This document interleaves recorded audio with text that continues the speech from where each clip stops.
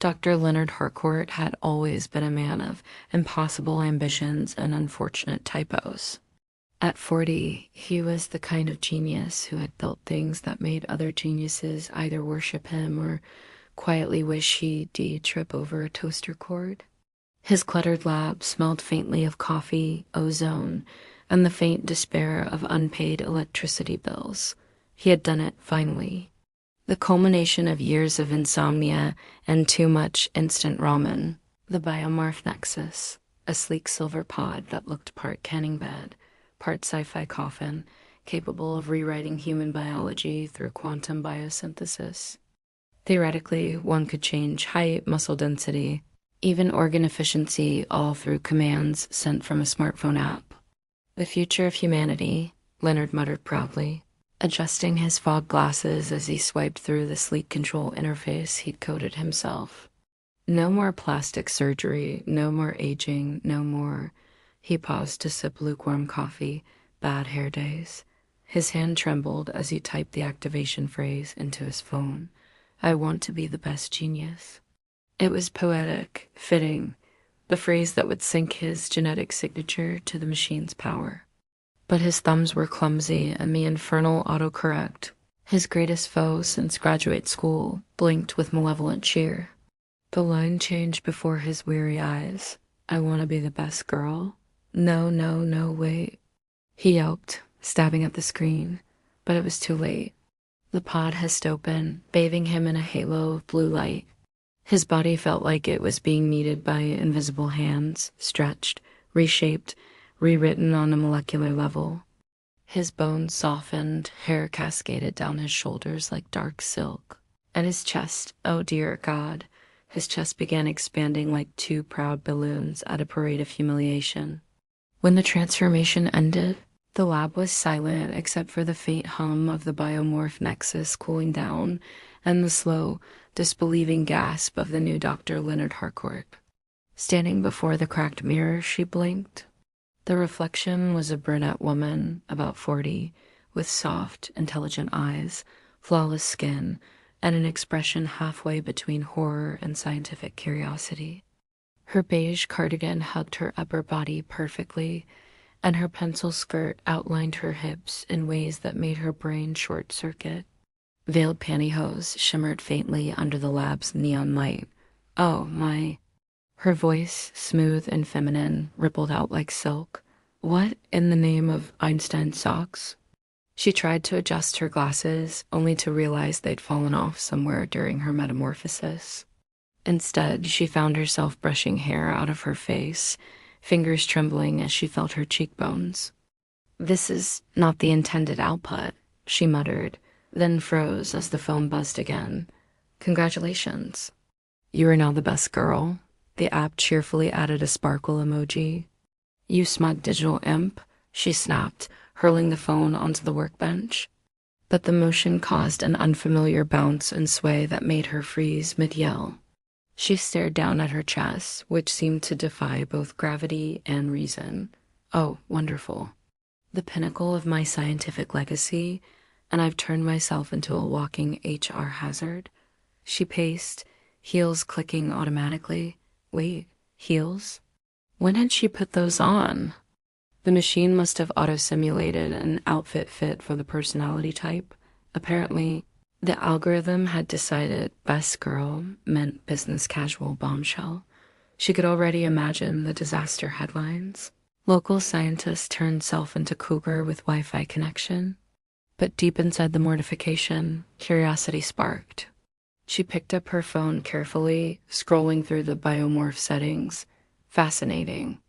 It didn't just alter external appearance. It rewrote hormonal balance, vocal pitch, even neural interface mapping. Her scientific side took over, shoving the panic into a box labeled "Deal with later." This could revolutionize medicine. Gender dysphoria treatments, disease resistance, even... She trailed off as she caught her reflection again, adjusting her cardigan out of habit. Okay, maybe revolutionize fashion too. Just then, the lab door opened. Her intern, Kyle, wandered in with a box of donuts and a glazed expression. Hey, Doc, I brought... His voice froze. His pupils dilated. Who are you? Where's Dr. Harcourt? She blinked, thinking fast. I'm his sister, Leonora. You have the same ID badge, Kyle pointed out, squinting. Family resemblance. You're wearing his pants, skirt? She coughed. Laundry confusion. Kyle frowned. You talk just like him. Genetics. You have his phone. Shared data plan. Kyle stared a moment longer, shrugged, and dropped the donuts on the table. Huh. Okay. Just tell him I left the invoice on his desk. As he left, she exhaled deeply, then leaned against the counter. Crisis averted, barely. The phone chimed again. Would you like to return to default form? Yes, she shouted instantly, pressing it. But then another message popped up. Error. Gender log protocol active. Minimum 24 hours before reversion. Watch JT. Her voice squeaked like a violin string under stress. 24 hours of this? The phone beeped cheerfully. Enjoy being the best girl. I swear I'm uninstalling my own personality chip next, she muttered. The next several hours were chaos. Every movement felt strange. Her center of gravity was wrong. Her hips had opinions. The cardigan kept slipping off one shoulder no matter how she tugged it up, and her brain was waging war between analytical observation and sheer flustered bewilderment. At one point, she tried to drink coffee, only to discover her new sense of smell was 10 times sharper. This roast is inferior, she whispered, nose wrinkling. Is this what being a woman means? Superior taste and endless irritation? She spent the afternoon running diagnostics, trying to override the lockout timer. But the system had sealed itself tighter than a bank vault. By evening, she was sulking on her lab stool, eating Kyle's donuts in quiet defeat. Maybe it's not that bad, she reasoned aloud. I mean, statistically, women live longer, communicate better, and wear far more complicated underwear. She glared down. Seriously, who invented these things? Must have been a sadist. Still, she had to admit the balance of her new form felt oddly efficient, graceful, even. She moved differently, thought differently. The scientist in her started taking mental notes about the subtle differences in proprioception and sensory filtering.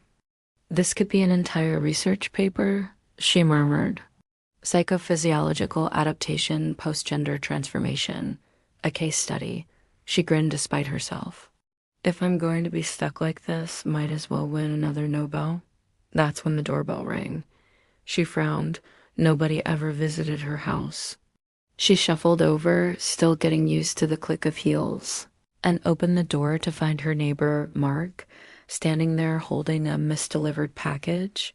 Oh, hi, he said, eyes flicking up and down. You're new? I'm Leonora, she replied, remembering the cover story. Leonard's cousin. Ah, you look familiar. Strong genes, she said, forcing a smile that felt foreign on her new lips. He nodded, then hesitated. Well, welcome to the neighborhood. I, host trivia nights on Thursdays if you're interested.